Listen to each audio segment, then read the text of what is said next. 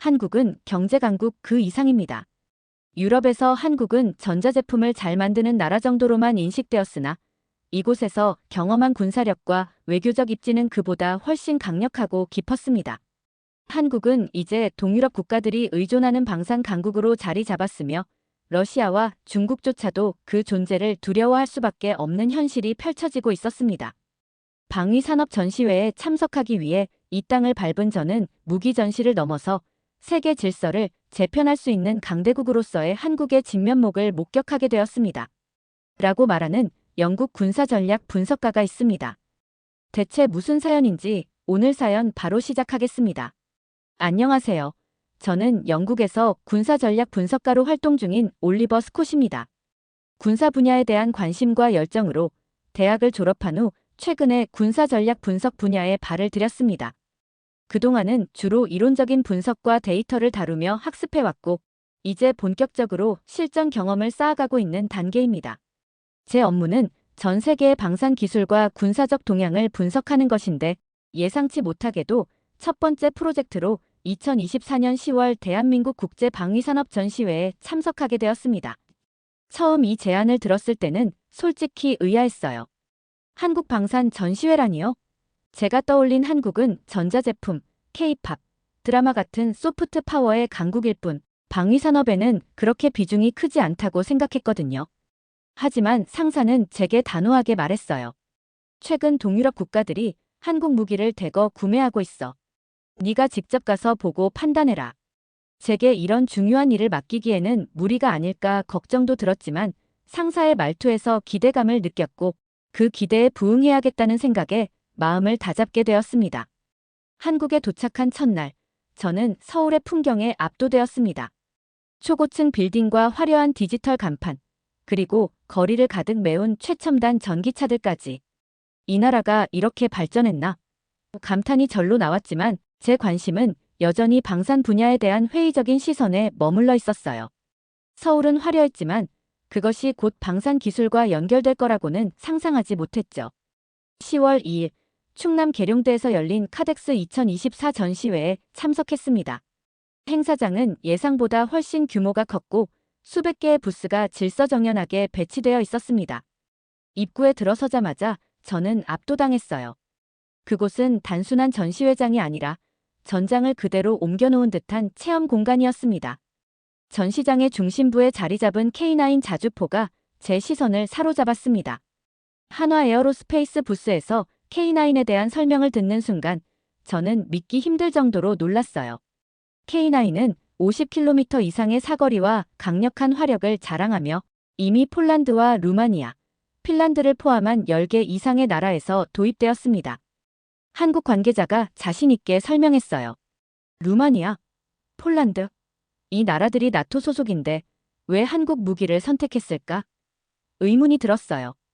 그 이유는 곧바로 이해되었습니다. 이어서 소개된 천무 미사일은 단순히 강력한 무기가 아니라 기술적 완성도와 실용성이 결합된 걸작이었어요. 천무는 현존하는 최강의 다연장 로켓 시스템 중 하나로 가성비와 유지보수 측면에서도 세계 최고 수준입니다. 관계자의 설명에 이어진 동영상 시연에서 미사일이 목표를 정확히 타격하는 장면은 그야말로 예술작품 같았습니다. 또 다른 부스에서는 현무 미사일의 능력이 강조되었습니다. 관계자는 이렇게 설명했어요. 현무 시리즈는 탄도미사일 방어 시스템의 핵심으로 적의 위협을 선제적으로 무력화할 수 있는 성능을 자랑합니다.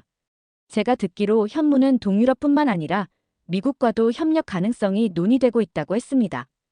이쯤 되니 제 머릿속은 혼란스러웠습니다. 한국이 이런 첨단 기술을 언제부터 갖췄던 거지? 전시를 둘러보면서 저는 점점 한국을 과소평가했던 제 자신이 부끄러워졌어요. 과거엔 한국을 전자제품을 잘 만드는 나라 정도로만 생각했지만 지금 제 눈앞에 펼쳐진 광경은 완전히 달랐습니다. 전시된 무기 하나하나가 한국의 기술력을 증명하고 있었어요. 하지만 이 전시회가 기술을 과시하기 위한 자리가 아니라는 사실은 현장에서 만난 여러 외국인 관계자들과 대화를 나누면서 명확해졌습니다. 루마니아의 방산 관계자와 이야기를 나눴을 때 그는 K9 자주포에 대한 강한 신뢰를 보여줬습니다. 우리는 K9 자주포를 도입하면서 러시아의 압박에 훨씬 더 효과적으로 대응할 수 있게 되었습니다. 이 무기는 사거리와 화력에서 유럽의 기존 무기들을 압도합니다. 그는 한국의 무기가 가성비 좋은 선택이 아니라 동유럽 국가들의 전략적 방패로 자리 잡았다고 강조했어요. 폴란드에서도 마찬가지였습니다. 폴란드 관계자는 한국산 K9 자주포와 K2 흑표 전차가 이미 자국 방산 체계에 깊이 뿌리내리고 있다고 말했습니다. 한국과의 방산 협력은 무기를 사는 것을 넘어선 전략적 파트너십입니다. 우리는 러시아의 군사적 위협에 대응하기 위해 이 무기들이 반드시 필요하다고 판단했습니다.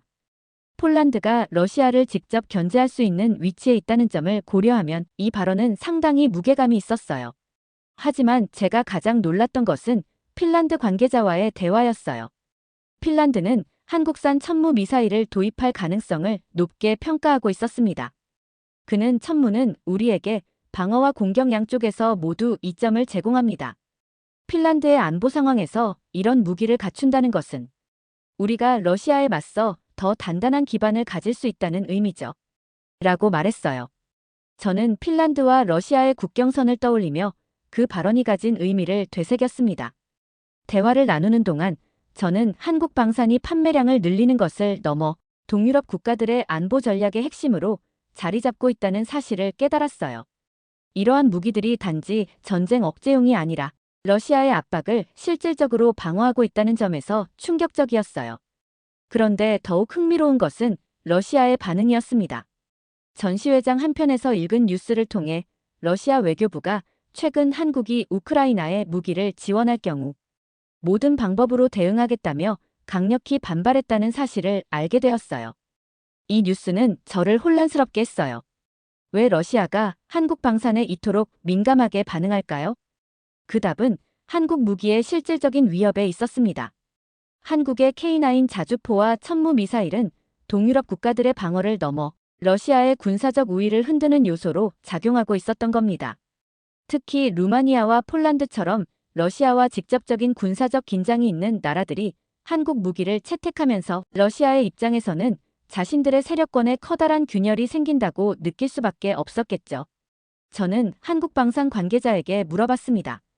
러시아가 이렇게 민감하게 반응하는 이유가 무엇입니까? 그는 단호하게 말했어요. 한국 무기는 단순한 방어 수단이 아닙니다. 러시아 같은 강대국이 두려워할 만큼 실질적인 위협이 되는 무기들이죠. 동유럽 국가들은 우리 무기를 통해 스스로를 지키고 러시아의 압박에 대항할 수 있습니다. 이 말을 듣는 순간 머릿속이 복잡해졌습니다. 저는 늘 미국과 러시아 같은 초강대국들이 세계의 군사 균형을 좌우한다고 생각했어요.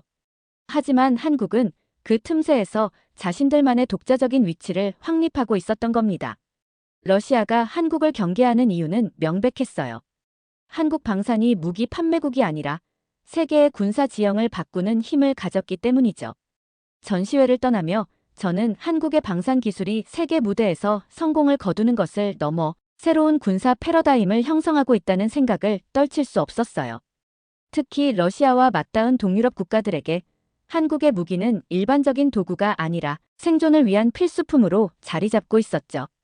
한국 방산 기술의 힘은 글로벌 안보 질서를 바꾸는 영향력 그 자체였어요.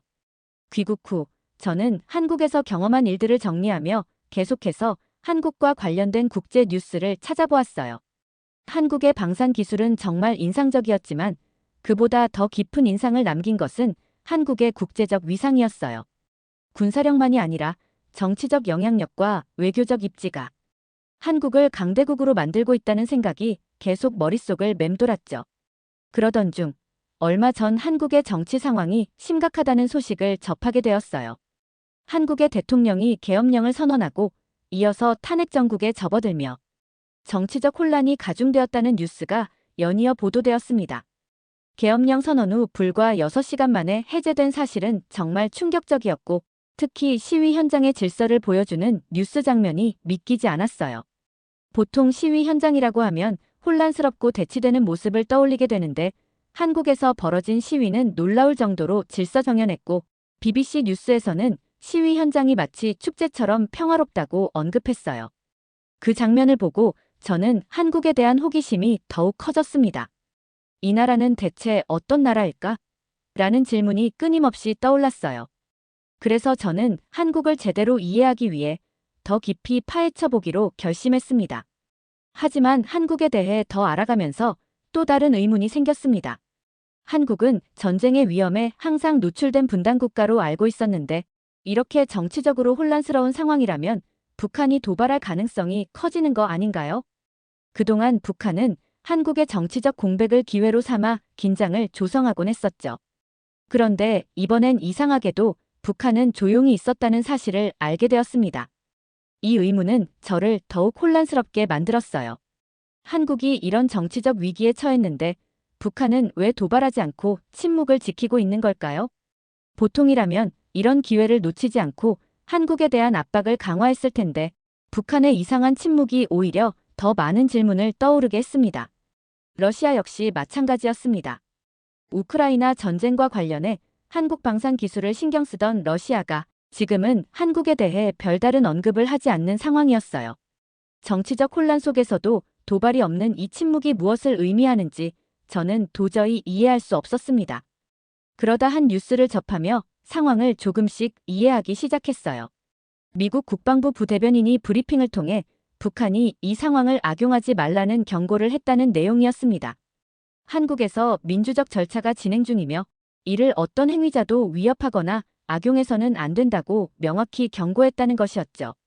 미국이 이런 메시지를 공개적으로 발신했다는 건 북한에 대한 강력한 압박이자 한국에 대한 확고한 지지를 의미한다고 생각했습니다. 그런데 이뿐만이 아니었습니다. 다른 기사에서는 러시아 외교부가 북한에 직접적으로 한국을 자극하지 말라고 조언했다는 보도가 이어졌어요. 북한이 도발한다면 그것이 러시아에도 불리한 결과를 초래할 수 있다는 메시지였죠. 저는 그제서야 깨달았어요. 이 침묵은 단순한 방관이 아니었습니다. 한국은 혼란 속에서도 주변국들에게 신중함을 요구하는 나라가 된 겁니다. 이 상황을 분석하며 머릿속이 복잡해졌습니다. 미국은 한국의 동맹국으로서 정치적 혼란 속에서도 한국의 안정을 최우선으로 보고 있었습니다. 북한의 도발 가능성을 선제적으로 차단하는 동시에 한국의 민주적 절차를 지지하는 입장을 분명히 했죠. 미국이 한국을 보호하려는 이유가 무엇일까요? 저는 그것이 한미 동맹을 넘어 한국이 국제 질서에서 중요한 역할을 맡고 있기 때문이라고 생각했습니다. 한편 러시아의 태도는 또 다른 차원에서 흥미로웠습니다. 북한 병사를 고용한 러시아가 북한을 직접적으로 견제한다는 건 쉽게 상상할 수 없는 일이었거든요. 하지만 한국의 방산 기술이 동유럽에서 러시아의 입지를 압박하고 있다는 점에서 한국과의 긴장을 고조시키는 것이 러시아에게도 부담으로 작용한다는 걸 알게 되었어요. 미국과 러시아는 이렇게까지 한국의 상황에 신중할까? 방산 기술 때문일까? 아니면 더 깊은 이유가 있는 걸까? 답을 찾기 위해 저는 여러 국제 뉴스를 탐독하며 한국이 글로벌 무대에서 어떤 위치를 차지하고 있는지 알아보기 시작했어요. 먼저 눈에 띈 것은 미국 공화당 지도부의 발언이었습니다. 한 기사에 따르면 공화당 지도부는 한국과의 군사기술 공유를 적극적으로 추진하고 있었습니다. 그들은 한국을 미국의 필수적인 동맹국으로 평가하며 협력관계를 넘어선 전략적 파트너로 인정하고 있었죠. 특히 공화당 상원 원내대표는 최근 한 연설에서 이렇게 말했습니다. 러시아와 중국의 도전에 맞서기 위해 우리는 한국과 같은 강력한 동맹국과 기술을 공유하고 협력해야 합니다. 한국은 방산, 경제, 외교 모든 측면에서 우리의 중요한 파트너입니다. 이 발언을 읽으며 저는 깜짝 놀랐습니다. 미국이 이렇게까지 한국을 신뢰한다고? 미국은 보통 동맹국을 우방 정도로 표현하지만 한국은 그보다 더 높은 수준의 평가를 받고 있었어요. 한국은 방산 무기를 잘 만드는 나라가 아니라 미국이 중국과 러시아를 견제하는데 꼭 필요한 조력자로 자리 잡고 있었던 겁니다. 또 다른 흥미로운 점은 EU의 태도였습니다. EU에서는 최근 한국을 G7 논의의 필수 파트너로 지목하며 한국을 동유럽 방산 협력의 중심축으로 삼고 있다는 보도가 이어졌습니다. EU 관계자들은 한국 방산 기술이 동유럽 국가들에게 무기를 넘어 러시아의 군사적 위협에 대응할 수 있는 전략적 도구가 된다고 평가했어요. 한 EU 고위 관계자는 이렇게 말했죠. G7이 한국을 포함해야 한다는 논의는 경제적인 이유 때문만이 아닙니다.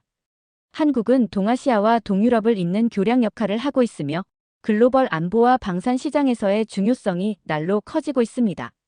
이런 보도들을 접하며 한국이 아시아와 유럽, 그리고 미국을 잇는 글로벌 허브로 자리 잡고 있다는 사실을 깨달았어요.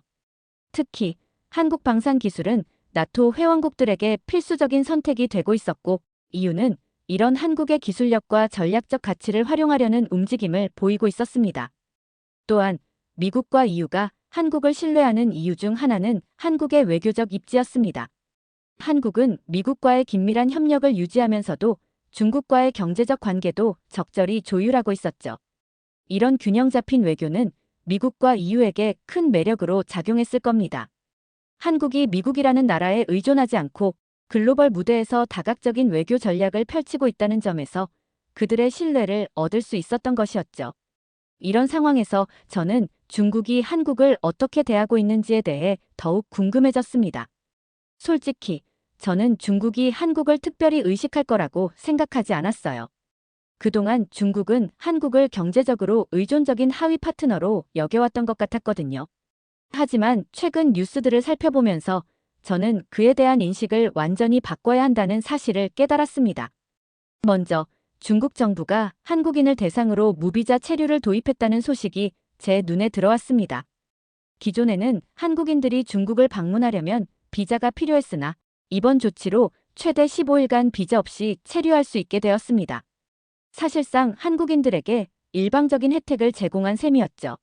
일반적으로 비자 면제는 상호주의가 원칙인데 이번 조치는 중국이 먼저 한국에 손을 내민 것과 다름없었습니다.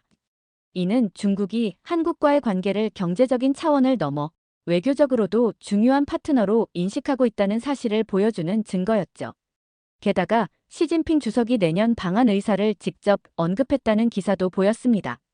기사에 따르면 시 주석은 한 연설에서 중국은 한국을 중요한 이웃으로 여기며 양국 관계를 더욱 강화하기를 바란다라고 말했어요. 저는 이 뉴스를 읽고 당황했습니다. 중국이 저렇게까지 한국의 유화적인 태도를 보이다니 이게 무슨 일이지? 중국이 한국을 대하는 태도는 몇 년 전과 완전히 달라져 있었습니다.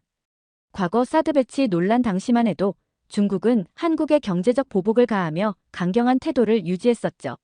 하지만 지금은 오히려 저자세를 취하며 한국과의 관계 개선을 원하고 있었어요. 더 흥미로운 점은 이런 변화가 외교적 제스처로 끝나는 것이 아니라 실질적인 행동으로 이어지고 있다는 사실이었습니다. 중국이 한국을 중요한 이웃으로 칭하며 경제와 안보 협력 강화에 나서겠다고 밝힌 것도 그렇지만 이번 무비자 확대 조치와 방한 의사 표명은 그들의 진심 어린 변화로 느껴졌습니다. 저는 곧바로 분석에 들어갔습니다. 중국이 왜 이렇게까지 한국의 저자세를 취하는 걸까? 경제적인 이유일까? 아니면 더 큰 의도가 숨어 있을까? 답은 금방 떠올랐습니다. 한국은 강력한 방산 기술만을 가진 나라가 아니라 중국 입장에서도 외면할 수 없는 중요한 파트너였던 겁니다. 중국은 최근 내부적으로 여러 문제에 직면해 있었습니다. 경제 성장률이 둔화되고 미중 갈등이 격화되며 아시아 내에서의 입지도 점점 흔들리고 있었죠. 이런 상황에서 한국은 경제적으로나 군사적으로나 중국에게 꼭 필요한 존재가 되었습니다. 특히 한국의 방산 기술은 동아시아에서 미국을 견제하려는 중국에게도 매우 중요한 변수로 작용하고 있었죠. 하지만 제가 느끼기에 중국의 이런 태도는 단순히 필요에 의한 것이 아니었습니다. 중국이 한국을 신중하게 대할 수밖에 없는 이유는 한국이 가진 국제적 위상과 영향력 때문이었습니다. 한국은 이미 미국과 EU로부터 강한 신뢰를 받고 있는 국가였고 동유럽에서조차 중요한 파트너로 자리 잡고 있었습니다. 이런 상황에서 중국이 강경한 태도를 유지한다면 오히려 자신들에게 불리하게 작용할 가능성이 높았겠죠. 또한 한국의 방산 성공은 중국에게도 위협으로 작용하고 있었습니다. 동아시아 내에서 한국의 군사력이 커질수록 중국의 전략적 입지는 더욱 좁아질 수밖에 없었죠. 특히 미국과 한국의 군사적 협력이 강화되고 있는 상황에서 중국은 한국을 적으로 돌리기보다는 우호적으로 대하려는 선택을 한 것으로 보였습니다. 중국의 태도를 분석하며 저는 또 하나의 사실을 깨달았습니다. 이 나라는 이제 세계 강대국들이 협력을 구걸할 정도로 중요한 위치에 섰습니다. 저는 한국의 위상이 가진 진정한 의미를 점점 더 이해하게 되었습니다. 한국에 대해 분석을 시작했을 때 저는 단순히 이 나라에 대한 호기심에서 출발했습니다. 하지만 시간이 지날수록 그리고 더 많은 정보를 접할수록 깨닫게 되었어요. 한국은 군사, 외교, 경제의 삼박자를 완벽히 갖춘 세계 무대에서의 새로운 강대국으로 자리 잡고 있었습니다. 우선 한국의 군사적 역량은 이제 그 자체로 글로벌 균형을 바꾸는 요소가 되었습니다. 카덱스 2024에서 봤던 K9 자주포, 천무 미사일, 그리고 현무 미사일은 동유럽 국가들의 안보 체계를 재구성하고 러시아의 군사적 영향력을 약화시키는 데 핵심적인 역할을 하고 있었습니다. 동유럽 국가들은 한국산 무기를 통해 독립적인 방위 체계를 구축하고 있었고, 이는 곧 나토의 동맹 구조를 강화하는 결과로 이어졌죠. 하지만 한국의 진정한 힘은 여기서 끝나지 않았습니다. 군사적 성공은 단지 시작일 뿐이었어요. 한국은 그 군사력을 외교적 도구로 활용하며 글로벌 질서를 재편하는 데 기여하고 있었습니다. 미국과 EU가 한국을 필수적인 동맹으로 인정하고 심지어 G7 확대 논의에서 한국을 포함시키려는 움직임이 나오는 이유도 바로 여기에 있었죠. 한국은 이제 아시아의 경제 강국이 아니라 전 세계가 주목하는 외교적 중심국으로 자리 잡았습니다. 그리고 한국은 방산뿐만 아니라 기술, 문화, 산업 전반에서 세계적인 성공을 거두며 경제적 힘을 외교적 신뢰로 연결시키는 데도 성공했습니다. 한국의 경제적 안정성은 정치적 혼란 속에서도 흔들리지 않았고, 이는 국제사회가 한국을 더욱 신뢰하는 이유 중 하나였죠. 경제적 힘과 외교적 감각이 결합된 나라는 강대국이 될 수밖에 없습니다. 한국이 그 대표적인 예였어요. 저는 한국의 국제적 위상을 제대로 이해하려면 다른 강대국들과의 비교가 필요하다고 생각했습니다. 러시아와 중국은 군사력과 경제력을 바탕으로 세계에서 입지를 다지려 했지만 그들의 방식은 점점 더 많은 비판을 받고 있었죠. 특히 러시아의 경우 우크라이나 전쟁 이후 전 세계적으로 고립되었고, 중국 역시 강압적인 외교로 인해 주변국들로부터 불신을 사고 있었습니다. 반면 한국은 협력과 신뢰를 기반으로 한 방식으로 국제사회에서 자리를 잡아가고 있었어요. 이 점이 한국을 차별화시켰습니다. 그리고 북한. 한반도의 불안정한 상황 속에서도 북한은 한국의 존재감을 인정할 수밖에 없었습니다. 최근 탄핵 정국과 정치적 혼란 속에서도 북한은 이례적으로 침묵을 지켰습니다. 이는 단순히 미국의 경고 때문이 아니었어요. 북한 스스로도 한국의 위상을 신중히 고려하고 있었던 겁니다. 중국 역시 마찬가지였습니다. 무비자 체류 확대와 시진핑 주석의 방한 발언은 한국을 중요한 이웃으로 인정하려는 움직임이었습니다. 중국이 과거처럼 한국을 하위 파트너로 여기지 않고 협력을 강조하는 모습을 보이는 건 그들이 한국의 힘을 인정했기 때문이죠. 저는 여러 자료와 뉴스를 다시 분석하며 결론에 도달했습니다. 그들은 방산 기술을 통해 동유럽 국가들의 방위 체계를 강화하고 러시아의 압박을 견디게 만들었으며 미국과 EU로부터 신뢰받는 전략적 동맹국으로 자리 잡았습니다. 심지어 중국마저도 한국의 존재감을 인정하며 협력의 손길을 내밀고 있는 상황이었죠. 그렇기에 한국을 도발한다는 것은 곧 자멸을 의미한다는 것을 국제사회는 잘 알고 있었습니다. 혼란 속에서도 주변국들이 신중함을 보이는 이유는 바로 한국이 가진 강력한 힘 때문이었습니다. 한국의 탄핵 정국이 빠르게 안정되기를 진심으로 바랍니다. 정치적 혼란이 종식되면 한국의 진정한 힘이 더욱 빛날 것이기 때문입니다. 한국이 더 강한 국제적 역할을 할 날이 올 것이라 믿으며 저는 앞으로도 그들의 성장과 변화를 지켜볼 것입니다. 한국의 미래가 더 밝고 번영하는 길로 나아가기를 진심으로 기원합니다. 두 번째 사연 시작합니다. 지금 일본의 젊은 세대는 역사적 진실보다는 한국의 경제적 성장과 일본의 상대적 쇠퇴에 더 불만을 느끼고 있는 사람들이 많습니다. 진실은 중요하지 않습니다. 그저 자신들의 불만과 열등감을 해소하기 위해 한국을 비난할 대상으로 삼아 감정을 분출하고 있습니다. 라고 말하는 일본인이 있습니다. 대체 무슨 사연일지 오늘 사연 바로 시작하겠습니다. 안녕하세요. 저는 고바야시 타케루입니다.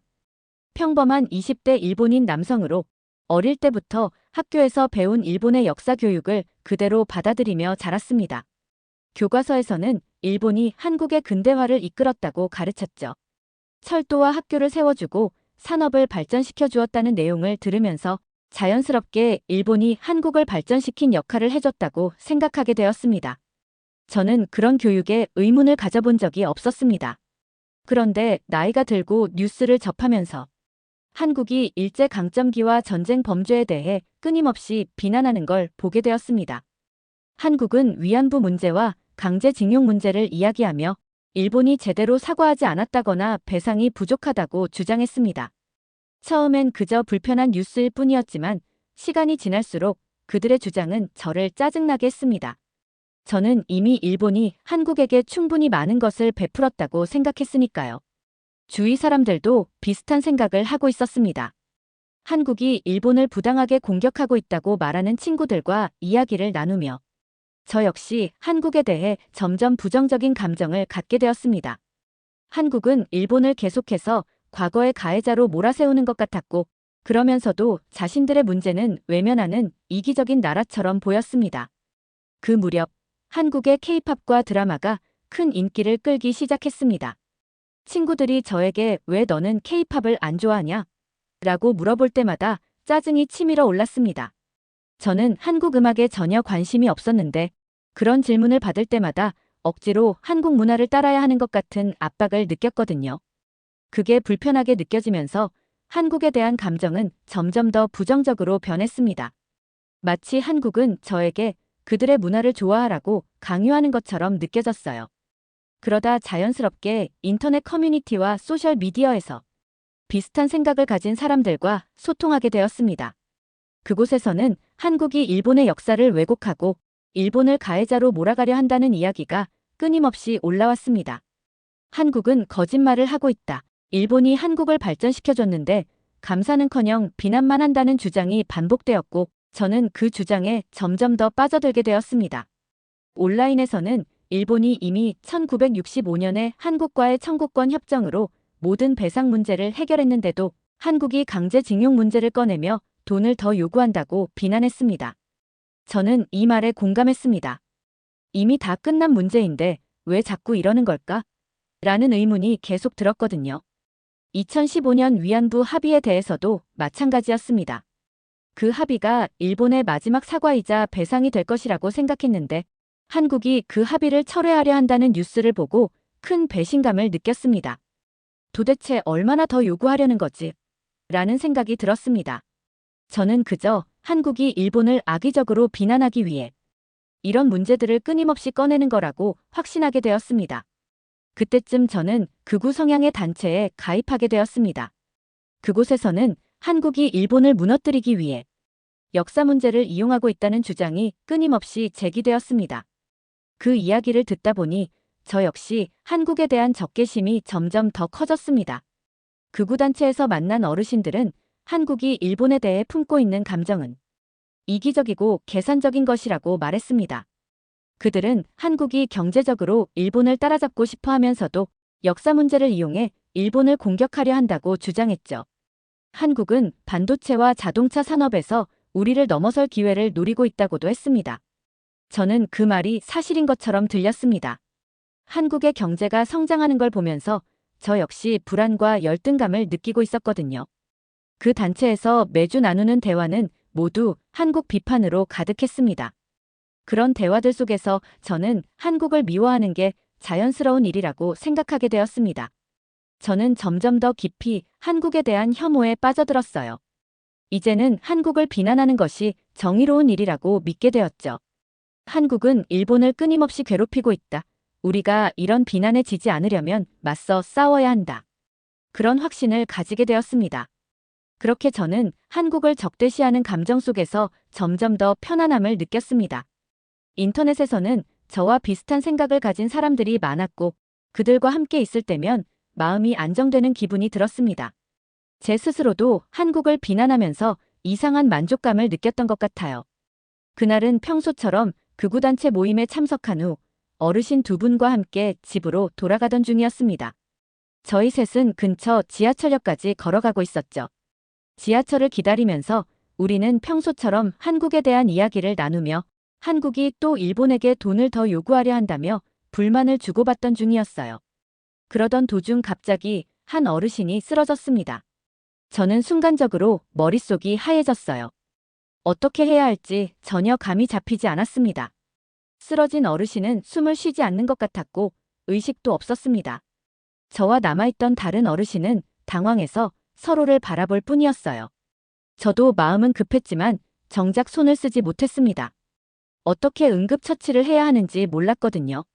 주변에 도움을 요청하려고 했지만 지나가는 사람들은 다들 멀찍이서 지켜볼 뿐이었습니다. 몇몇은 수근거리면서 상황을 관망했지만 누구도 직접 나서지 않았습니다.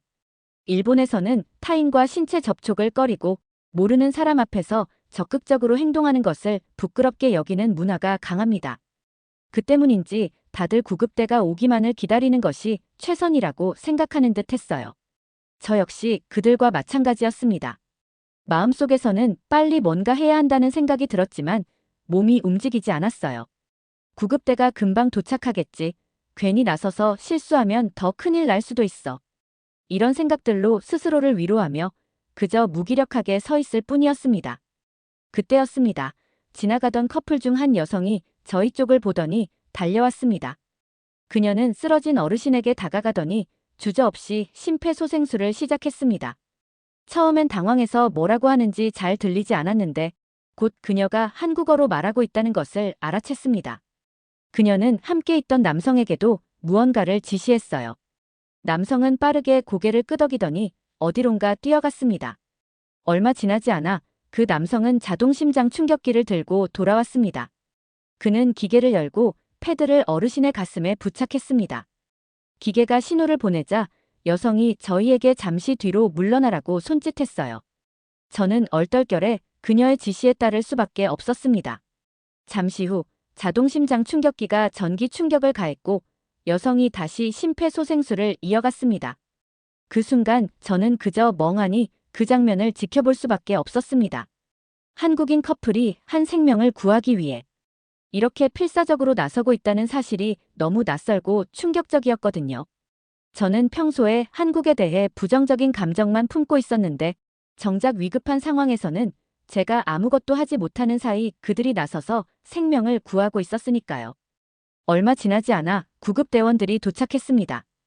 구급대원들은 한국인 커플에게 상황을 물어보고 그들이 어떻게 응급처치를 했는지 확인한 뒤 감사 인사를 전했습니다. 그 커플은 간단히 설명을 한 뒤 자리를 떠났어요. 아무 대가도 바라지 않는 듯 그저 할 일을 했다는 듯이 떠나는 모습이 제게는 더 큰 충격으로 다가왔습니다. 쓰러진 어르신은 구급대원들의 처치로 점차 의식을 회복했습니다. 한 구급대원이 저에게 말했죠. 조금만 늦었더라면 이미 손 쓸 수 없었을 겁니다. 그 말을 듣는 순간 전신에 소름이 돋았습니다. 만약 그 한국인 커플이 없었다면 어르신은 죽었을지도 모른다는 생각이 들었거든요. 그 순간 저는 복잡한 감정에 사로잡혔습니다. 제가 평소 그렇게 미워했던 한국인들이 위급한 순간에 나서서 생명을 구한 모습이 머릿속에서 떠나지 않았습니다.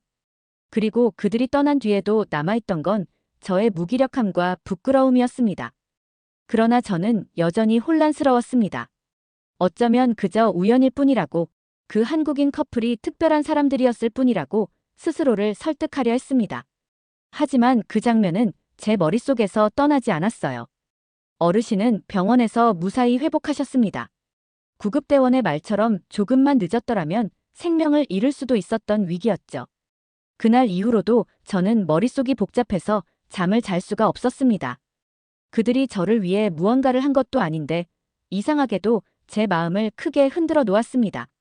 저는 그날 있었던 일을 함께 있었던 극우단체의 다른 어르신에게 털어놓고 싶었습니다. 저보다 더 많은 것을 알고 한국을 경계하던 어르신이었기에 그가 어떻게 느꼈는지 알고 싶었어요. 그래서 모임을 마치고 집에 돌아갈 때 조심스럽게 말을 꺼냈습니다. 저는 그날 한국인들이 그렇게 나서는 걸 보고 좀 놀랐어요. 그 사람들이 없었다면 큰일 날 뻔했잖아요. 그러나 어르신의 반응은 전혀 예상 밖이었습니다. 그는 고맙다는 말은커녕 맹목적인 혐오를 쏟아내기 시작했어요. 그놈들이 나선 것도 어딘가 꿍꿍이가 있을 거야. 자기들 이미지 관리하려고 그런 거겠지. 원래 한국 놈들 하는 짓이 다 그렇지. 그 말을 듣고 저는 숨이 턱 막히는 기분이 들었습니다. 그렇게 명확한 상황이었는데도 어르신은 한국인들을 의심하고 비난하는 말을 멈추지 않았습니다. 그 순간 제 마음속에서는 무언가가 부서지는 느낌이 들었어요. 이건 뭔가 잘못된 거야. 평소 같았으면 어르신의 말에 동조했을 텐데 그날만큼은 도저히 그러고 싶지 않았습니다. 저는 어르신의 말을 더 듣고 싶지 않아 대화를 끊고 자리를 떴습니다. 발걸음이 무거웠고 마음은 뒤엉킨 실타래 같았어요. 한국인 커플이 보여준 행동과 어르신의 반응이 너무나도 대조적이었으니까요. 이때 처음으로 제가 믿어왔던 것들이 틀렸을지도 모른다는 의심이 들기 시작했습니다. 내가 지금까지 알고 있던 한국에 대한 생각들이 모두 맞는 걸까? 이 의문은 저를 끊임없이 괴롭혔습니다. 그날의 사건 이후로 저는 극우단체 사람들과 나누던 대화들이 떠올랐습니다. 그들의 말은 늘 일방적이었고 다른 관점은 완전히 배제된 상태였습니다. 어르신들과 나누던 대화는 언제나 한국 비난으로 가득했지만 정작 그들의 말 속에는 사실과 증거가 부족했습니다. 저는 한국인 커플의 모습이 계속 떠올랐습니다. 그들이 보여준 행동은 제가 평소에 믿어왔던 혐한 감정과 완전히 모순된 모습이었어요. 이대로는 안 된다는 생각이 들었습니다. 저는 이제 더 이상 듣기만 할 수 없었습니다. 진짜 사실은 뭘까? 그 답을 찾고 싶었습니다. 어쩌면 제가 듣고 믿었던 모든 것이 거짓일 수도 있다는 생각이 들기 시작했어요. 저는 단순히 한국을 미워하는 데서 그치지 않고 진짜로 무엇이 있었는지 스스로 조사해보기로 결심했습니다. 처음에는 망설임이 컸습니다. 만약 제가 찾은 자료들이 제가 믿어온 것들과 다르다면 저는 그동안의 저 자신을 부정해야 했으니까요. 그것이 두려웠던 겁니다. 하지만 그럼에도 불구하고 저는 눈을 돌리지 않기로 결심했습니다. 진실이 무엇이든 간에 이제는 직접 확인하고 싶었습니다. 저는 시간이 날 때마다 역사 자료와 기사들을 찾아보기 시작했습니다. 일본과 한국의 관계, 일제강점기, 그리고 전쟁 범죄에 대해 더 깊이 알아보기로 했어요. 처음엔 인터넷을 통해 일본 정부가 발표한 공식 입장과 주장을 다시 정리했습니다. 하지만 곧 일본 정부가 감추려 했던 많은 역사적 사실들에 대해 접하게 되었습니다. 한국과 일본이 갈등을 빚는 이유가 단순히 한국의 억지 때문이 아니었습니다. 특히 위안부 문제와 강제징용에 대한 자료들을 보면서 저는 충격을 받았습니다. 일본이 그동안 저지른 잔혹한 범죄와 인권 침해가 생각보다 훨씬 심각했거든요. 그동안 저는 그 문제들이 과장되었다고만 생각했는데 자료를 보면 볼수록 제가 알고 있던 것들이 왜곡된 정보에 불과했다는 사실을 깨닫게 되었습니다. 학교에서조차 가르쳐주지 않았던 수많은 끔찍한 진실들을 마주하면서 저는 혼란과 죄책감에 빠졌습니다. 이게 다 사실이라면 그동안 내가 해온 말과 행동들은 뭐였던 거지? 제 자신이 부끄러웠고 어리석다고 느껴졌습니다. 이 과정에서 저는 극우단체가 주장하던 내용들이 얼마나 일방적이고 편협한 시각에 불과했는지를 깨달았습니다.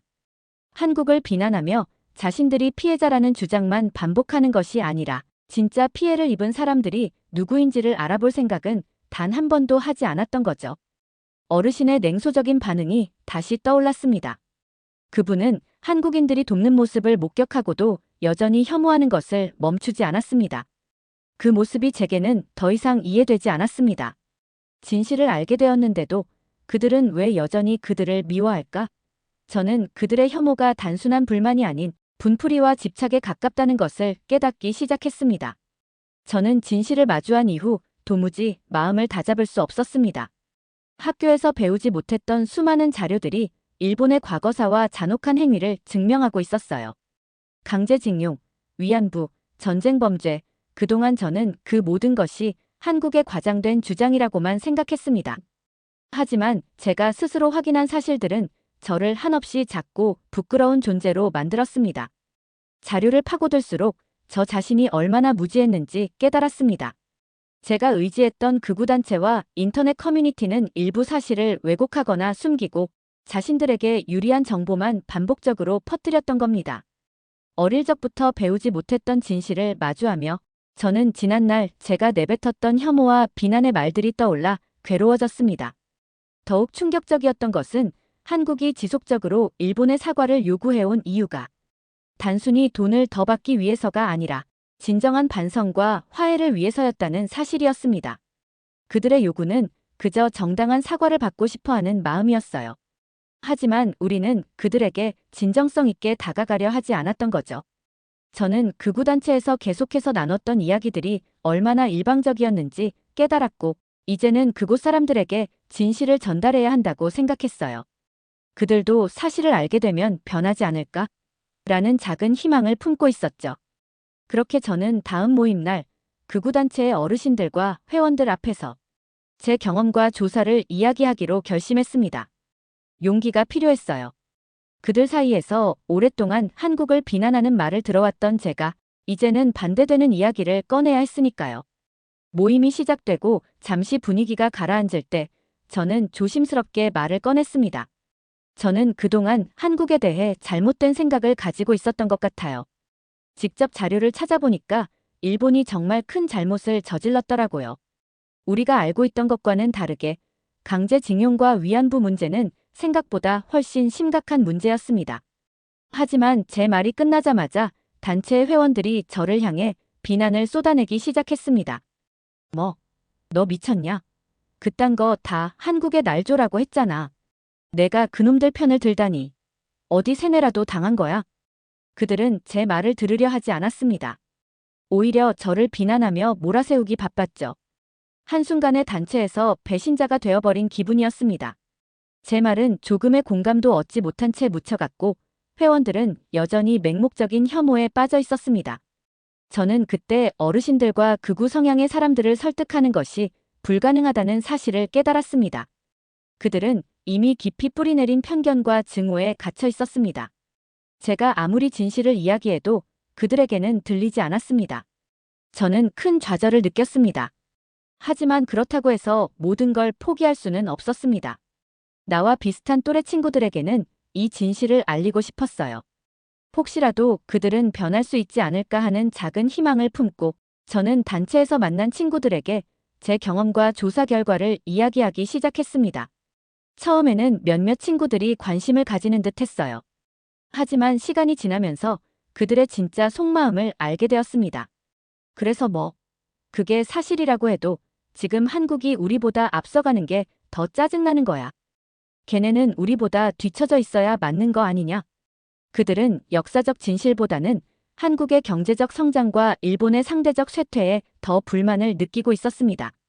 그들의 말에는 한국이 자신들이 누려왔던 우월성을 위협한다는 열등감과 불안이 가득했어요. 그들은 한국을 비난할 대상으로 삼아 감정을 분출하고 있었던 겁니다. 진실은 그들에게 중요하지 않았습니다. 이 모든 상황을 겪으면서 저는 이 단체에 가졌던 마음을 정리해야겠다는 결심을 하게 되었습니다. 이미 많은 사람들이 진실을 외면하고 그저 자신들의 불만과 열등감을 해소하기 위해 한국을 비난하고 있다는 사실을 깨달았으니까요. 마음이 한없이 무거웠습니다. 저 역시 그들과 같은 혐오와 편견에 깊이 빠져 있었던 과거를 떠올리니 견딜 수 없는 후회와 자책감이 밀려왔습니다. 어떻게 이렇게 맹목적인 감정에 사로잡혀 한국을 미워할 수 있었을까? 그날 이후 저는 혼자만의 시간을 가지며 지난날의 행동들을 하나씩 돌아보기 시작했습니다. 온라인 커뮤니티에 남긴 글들, 모임에서 나눴던 대화들, 그리고 친구들 앞에서 비난을 퍼부었던 순간들까지 모든 게 선명하게 떠올랐어요. 저는 얼마나 많은 한국인들에게 상처를 주었을까 생각하니 참담한 마음이 들었습니다. 무엇보다 가장 후회스러웠던 건 그 지하철역에서의 무기력한 순간이었습니다. 한국인 커플이 보여준 신속한 대처와 용기가 없었다면 저는 지금쯤 어르신의 죽음을 마주했을지도 모릅니다. 그런데도 극우단체의 어르신들은 감사하기는커녕 여전히 한국인을 비난하고 있었죠. 그 모습을 보며 깨달았습니다. 그들은 절대 변하지 않을 거라고. 그렇다고 제가 이대로 조용히 물러날 수는 없었습니다. 더 이상 그들과 같은 길을 걷고 싶지 않았기 때문입니다. 저는 뭔가 할 수 있는 일이 있어야 한다고 생각했어요. 한국인들에게 직접 사과할 수는 없더라도 제 잘못된 행동을 바로잡고 비슷한 혐오를 가진 사람들에게 변화의 메시지를 전달하고 싶었습니다. 그날부터 저는 온라인에 저의 경험을 정기적으로 올리기 시작했습니다. 제가 한국을 미워하게 된 이유, 극우 단체에서 들었던 이야기들, 그리고 지하철에서 만난 한국인 커플의 이야기를 솔직하게 적었습니다. 저는 한국에 대한 혐오감에 사로잡혀 있었습니다. 하지만 지하철에서 만난 한국인 커플이 제 생각을 완전히 바꿨습니다. 그들이 없었다면 한 생명을 잃을 뻔했죠. 이 경험을 통해 저는 한국과 한국인을 더 이상 미워할 수 없게 되었습니다. 이 글을 쓰는 일은 쉽지 않았습니다. 과거에 저 자신과 맞서 싸워야 했고, 제가 했던 행동을 후회하는 감정을 매번 마주해야 했으니까요. 하지만 그것이야말로 제가 진심으로 책임을 지는 방법이라고 생각했습니다. 처음엔 아무도 제 글에 관심을 가지지 않았습니다. 몇몇은 댓글로 저를 배신자라고 조롱하기도 했어요. 하지만 그것마저도 감수해야 한다고 생각했습니다. 이 모든 것은 제 스스로 만들어낸 일이었으니까요. 제가 잘못된 길을 걸어왔다는 걸 이제라도 깨달았다는 것이 중요했습니다. 시간이 지나면서 제 글을 읽고 공감하는 사람들도 조금씩 나타나기 시작했습니다. 그들은 대부분 저와 비슷한 경험을 했던 사람들이었습니다. 제 이야기에 용기를 얻었다고 말하는 사람도 있었죠. 그 작은 변화들이 저를 조금씩 위로해 주었습니다. 하지만 여전히 많은 사람들이 혐오에 빠져 있었고 극우 성향을 벗어나지 못하는 이들이 많았습니다. 제 글을 읽고도 저를 욕하고 조롱하는 사람들이 줄지 않았습니다. 그럼에도 불구하고 저는 포기하지 않기로 결심했습니다. 어차피 이 길은 제가 반드시 가야 할 길이니까요. 누군가는 이 사실을 말해야 했고 저는 그 역할을 기꺼이 감당하기로 했습니다. 저는 온라인에 제 경험과 깨달음을 기록하며 혐오를 멈추라는 메시지를 꾸준히 전하기로 결심했습니다. 이 싸움은 생각보다 훨씬 외롭고 고통스러웠습니다. 제가 쓴 글은 사람들에게 크게 주목받지 못했고 한국 놈들한테 세뇌당했냐? 라는 조롱도 끊이질 않았어요. 그럼에도 포기할 수 없었습니다. 그날 지하철에서 봤던 한국인 커플의 선한 행동이 아니었다면 한 생명이 사라졌을지도 모른다는 생각이 매일 저를 붙들었습니다. 시간이 흐르면서 조금씩 변화를 느끼기 시작했습니다. 처음에는 아무도 제 글에 귀 기울이지 않았지만 어느 날 한 사람이 댓글을 남겼습니다. 저도 한국을 미워했었어요. 하지만 지금은 그때의 제가 부끄럽습니다. 그 글을 읽고 저는 작은 희망을 느꼈습니다. 제가 전한 메시지가 누군가에게 도달했다는 사실이 저를 조금이나마 위로해 주었죠. 이후로도 비난은 계속되었습니다. 그렇지만 그 속에서 진심으로 대화를 나누고 싶어하는 사람들을 조금씩 만나게 되었습니다. 그들 중 일부는 저와 마찬가지로 과거의 자신을 후회하며 변화를 모색하고 있었습니다. 한국을 혐오했던 이유가 단순한 편견이었음을 깨닫고 화해의 길을 찾고 싶어하는 사람들이었죠. 저는 그들과 대화를 나누며 우리가 서로 배워갈 수 있다는 희망을 가지게 되었습니다. 그러던 중 저는 다시 한번 한국과 일본 사이의 외교 분쟁이 뉴스에 오르내리는 것을 보게 되었습니다. 위안부와 강제징용 문제가 또다시 갈등의 중심에 있었습니다. 일본 정부는 여전히 과거의 책임을 인정하지 않으려 했고 한국에서는 이에 반발하는 목소리가 커졌죠. 저는 뉴스 댓글창을 보며 다시 한번 깊은 한숨을 내쉬었습니다. 일본 사람들은 또다시 한국을 비난하며 혐오를 퍼붓고 있었거든요. 그들의 비난은 마치 제가 한때 가졌던 감정과 똑같이 느껴졌습니다. 그날 저는 글을 쓰기로 마음먹었습니다. 더 많은 사람들에게 진실을 전해야겠다고 결심했죠.